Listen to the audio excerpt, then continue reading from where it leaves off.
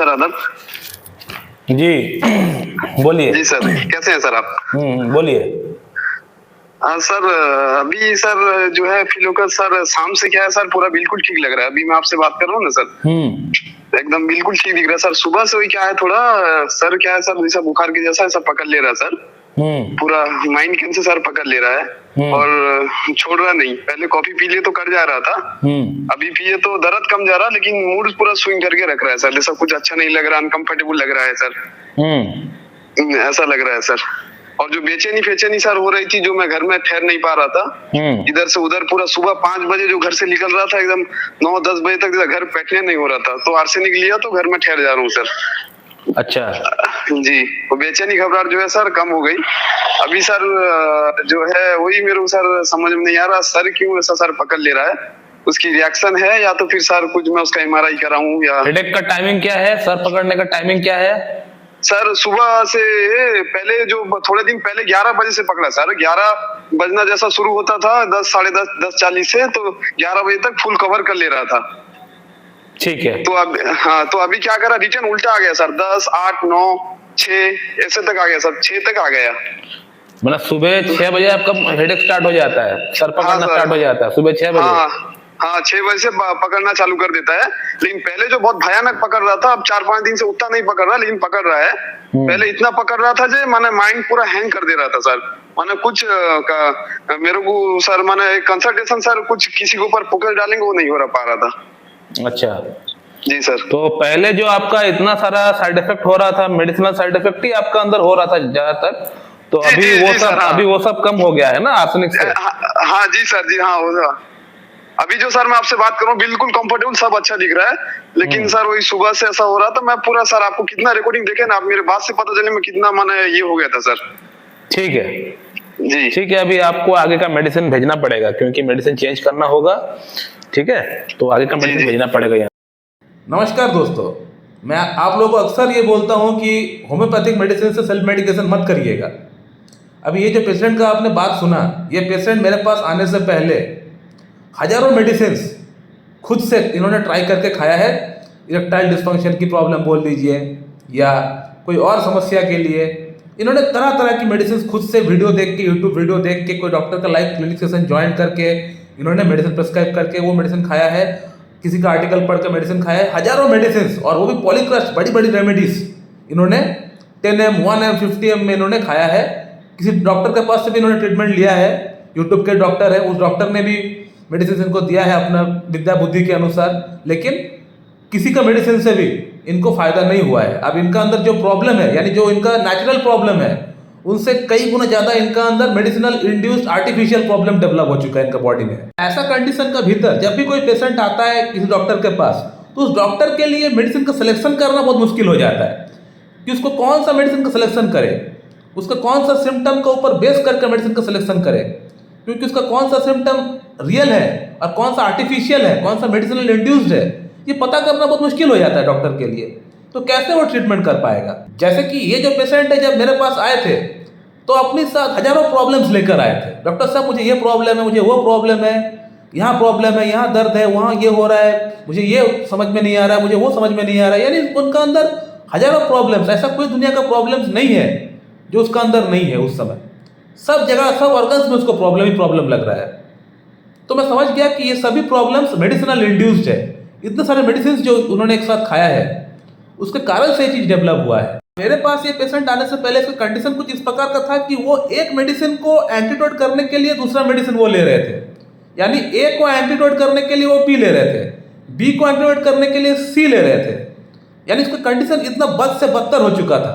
और मैं इस पेशेंट को आज से 2 महीना पहले मक्सोल प्रिस्क्राइब किया था 0/1, 2, 3, 4 इनका टोटलिटी की बेसिस पे, लेकिन मक्सोल ने काम नहीं किया। बड़ा मुश्किल हो जाता है इस तरह कंडीशन का अंदर मेडिसिन प्रिस्क्राइब करना, कौन सा मेडिसिन का सिलेक्शन करे, किसको ना करे, क्योंकि इतने सारे सिम्टम्स, उसमें से कौन सा सिम्टम्स को वैल्यू दे, किसको वैल्यू ना दे, तो एक डॉक्टर के लिए बड़ा कठिन कंडीशन हो जाता है। इसलिए मैं हमेशा कहता हूँ कि होम्योपैथिक मेडिसिन से सेल्फ मेडिकेशन ना करें। सेल्फ मेडिकेशन अगर करना भी है तो जनरल मेडिसिन जो होती है, मदर टिंचर जो मेडिसिन होती है, 1x, 2x, 6x की जो मेडिसिन होती है, उससे आप बेशक कर सकते हैं, लेकिन डायल्यूशन मेडिसिन, पोटेंसी में, पॉलीक्रस्ट मेडिसिन से कभी भी आप सेल्फ मेडिकेशन ना करें। ने काम नहीं किया, उसके बाद मैंने इस पेशेंट को आर्सेनिक एल्बम प्रिस्क्राइब किया था। आर्सेनिक एल्बम 30 पोटेंसी में प्रिस्क्राइब किया था। 6 डोज मैंने पेशेंट को कहा लेने के लिए। उससे पेशेंट को काफ़ी हद तक राहत मिल चुका है, काफ़ी हद तक। पेशेंट का बात सुना आपने, पेशेंट को काफ़ी हद तक आराम मिल चुका है पेशेंट को। अब पेशेंट को एक प्रॉब्लम और हो रहा है, जो कि इनका हेडेक इनको हो रहा है, सर में दर्द हो रहा है, सर थोड़ा सा भारीपन इनको लग रहा है। तो मैं थर्ड मेडिसिन जो लिख कर रखा हूँ पेशेंट के लिए, वो है अर्जेंटम नाइट्रिकम। अर्जेंटम नाइट्रिकम जो मेडिसिन होगा, ये डीप एक्टिंग मेडिसिन है। आर्सेनिक से सब प्रॉब्लम ठीक नहीं होने वाला। आर्सेनिक एक एक्यूट मेडिसिन है, तो जो काम करना था आर्सेनिक का वो काम कर गया। अब अर्जेंटम नाइट्रिकम का बारी है। अर्जेंटम नाइट्रिकम से इनका पूरा प्रॉब्लम सॉल्व हो जाएगा। लेकिन शर्त इतना है कि इनको यहाँ वहाँ की दूसरी मेडिसिन खाना बंद करना पड़ेगा, तभी जाकर प्रॉब्लम सॉल्व होगा, नहीं तो प्रॉब्लम जिंदगी में सॉल्व नहीं होने वाला। अब आर्सेनिक एल्बम से तो इनका पूरा प्रॉब्लम सॉल्व ऑलमोस्ट काफी हद तक हो ही चुका है। अब अर्जेंटम नाइट्रिकम से क्या होगा, इनका अंदर जो प्रॉब्लम्स बच गया है वो सभी प्रॉब्लम्स अर्जेंटम नाइट्रिकम खदेड़ के निकाल के एकदम पूरी तरह पेशेंट को क्योर दिला देगा। पेशेंट को अर्जेंटम नाइट्रिकम क्यों प्रिस्क्राइब कर रहा हूँ, इनका एंजाइटी, रेस्टलेसनेस काफी हद तक सॉल्व हो चुका है आपका आर्सेनिक एल्बम से। इवन की टॉयलेट का इनका पेशाब पे इनका यूरेथ्रल स्ट्रक्चर है वो भी काफी हद तक सॉर्ट आउट हो चुका है आर्सेनिक एल्बम से। अब बारी है अर्जेंटम नाइट्रिकम की। अर्जेंटम नाइट्रिकम जो इंप्रूवमेंट आर्सेनिक एल्बम से हुआ है उसको डीप लेवल तक लेके जाएगी और अच्छा इंप्रूवमेंट दिलाएगी अर्जेंटम नाइट्रिकम। अर्जेंटम नाइट्रिकम क्यों प्रिस्क्राइब कर रहा हूँ, ये एक हॉट पेशेंट है, इनको गर्मी बर्दाश्त नहीं होता है। इसका फिजिकल जो स्ट्रक्चर है लीन थीन इमैसिएटेड है, दुबले पतले है। रेस्टलेसनेस बहुत ज़्यादा है, इंपल्सिवनेस बहुत ज़्यादा है। कहाँ जाना है, क्या करना है, कौन सा काम पहले करना है, किसको बाद में करना है, कौन सा काम शुरू करना है, किसको नहीं करना है, किसको हाँ बोलना है, किसको ना बोलना है, इनको समझ में नहीं आता है। रेस्टलेसनेस, अभी किसी से बात करना मतलब अभी करना है, कल तक का मोहलत है, लेकिन उनको अभी कॉल करना है, अभी मतलब अभी। हड़बड़ी करते हैं, हर काम में हड़बड़ी, जल्दबाजी। अर्जेंटम नाइट्रिकम का जो पेशेंट होता है, every work has to be done in hurriedly, जल्दबाजी में काम करना है, ये अर्जेंटम नाइट्रिकम का सबसे की सिम्टम होता है।